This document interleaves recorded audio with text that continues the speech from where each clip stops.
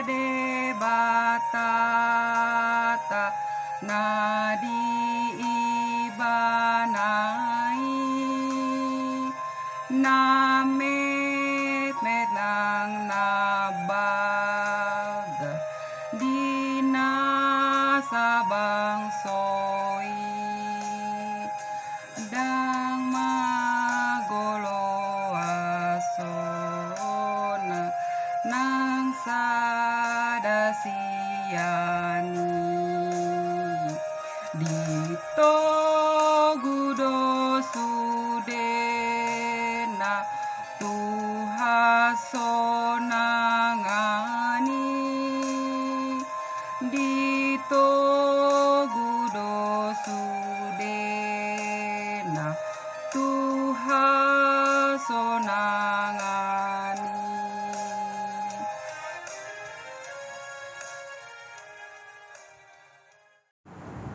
Selamat pagi Bapak Ibu serta saudara-saudariku yang terkasih dalam nama Tuhan kita Yesus Kristus. Kita akan mendengarkan firman Tuhan.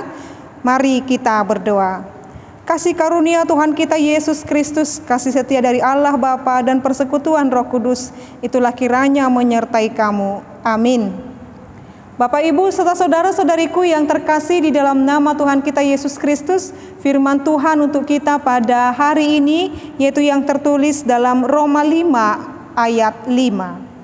Dan pengharapan tidak mengecewakan karena kasih Allah telah dicurahkan di dalam hati kita oleh Roh Kudus yang telah dikaruniakan kepada kita. Demikian pembacaan firman Tuhan.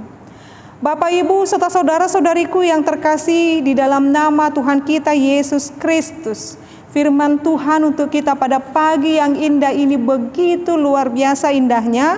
Karena apa Bapak Ibu?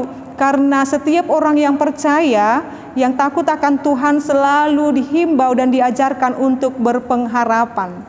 Sebab Roma 5 ayat 5 mengatakan pengharapan itu tidak mengecewakan Bapak Ibu. Di dalam bahasa aslinya mengecewakan yaitu sama dengan kata iskonein yang artinya membuat jadi malu. Jadi setiap orang yang berpengharapan tidak akan dibuat jadi malu Bapak Ibu. Karena ada 3 hal yang boleh disampaikan oleh Paulus dalam Roma 5 ayat 5 ini, yaitu kasih Allah, yang kedua dicurahkan ke dalam hati kita, yang ketiga Roh Kudus yang dikaruniakan kepada kita. Ketiga hal ini, ketiga komponen ini Bapak Ibu yang membuat kita harus terus berpengharapan. Setiap orang yang berpengharapan di dalam Tuhan, dia tidak akan dipermalukan. Sama seperti di dalam kasih Allah, dia tidak memandang siapa dan bagaimana latar belakang kehidupan kita. Sama halnya seperti bangsa Israel. Israel adalah bangsa pilihan Allah yang dicurahkan Allah kasih-Nya kepada mereka. Dikatakan di sana Allah sangat mengasihi dan terus menjagai mereka sebab Allah telah berjanji kepada bapa leluhur Abraham, Ishak dan Yakub sebab Israel akan menjadi bangsa Allah.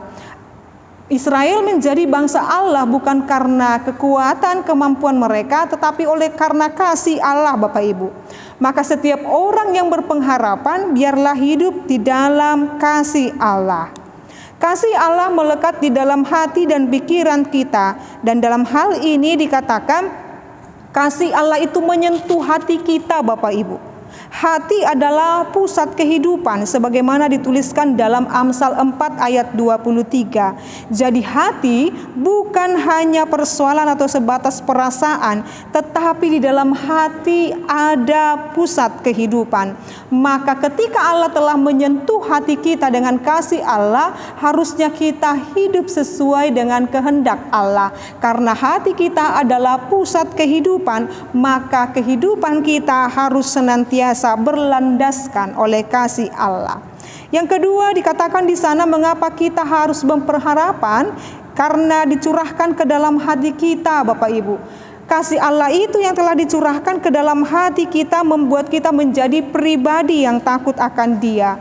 Di dalam diri orang yang dicurahkan kasih Allah, di dalam diri mereka hadirlah kekuatan Allah. Jadi setiap orang yang berpengharapan, yang menerima kasih Allah di dalam hatinya adalah pusat kehidupannya, lalu mereka ketika Allah hadir dalam hatinya, dia memiliki kekuatan. Maka setiap orang yang hidup sesuai dengan kehendak Allah, Bapak Ibu serta saudara-saudariku, dia memiliki kekuatan. Maka saat ini ketika kita menderita, berharaplah akan kasih-Nya, sebab di dalam pengharapan ada kekuatan yang telah dinyatakan Tuhan dengan Roh Kudus-Nya yang melekatkan kita pada hatinya. Berharap pada Tuhan tidak akan mendapat malu, sebagaimana tertulis dalam Mazmur 22 ayat 6. Sebab apa Bapak Ibu? Sebab kasih Yesus telah selalu melindungi dan memberkati kita. Maka pagi ini Bapak Ibu serta saudara-saudariku, apapun yang kita harapkan saat ini, yakin dan percayalah Tuhan senantiasa memberkati, melindungi kita. Teruslah berharap, sebab pengharapan itu seperti sau dalam perahu yang membuat kita selalu terhubung dengan Allah. Terus berharap, sebab pengharapan kita kepada Tuhan tidak akan pernah mengecewakan kita. Amin, kita berdoa. Kami bersyukur ya Allah Bapa kami, Engkau mengajarkan kami untuk berharap, terlebih di situasi sulit saat ini, di situasi pandemi ini. Banyak tantangan dan rintangan yang kami hadapi, tetapi firman Tuhan mengatakan pada kami harus terus berharap, sebab dalam hati yang berharap Engkau meletakkan kekuatan dalam diri kami. Maka biarlah Tuhan dengan pengharapan kami boleh dikuatkan, kami boleh dimampukan menghadapi segala tantangan dan rintangan yang boleh kami lalui.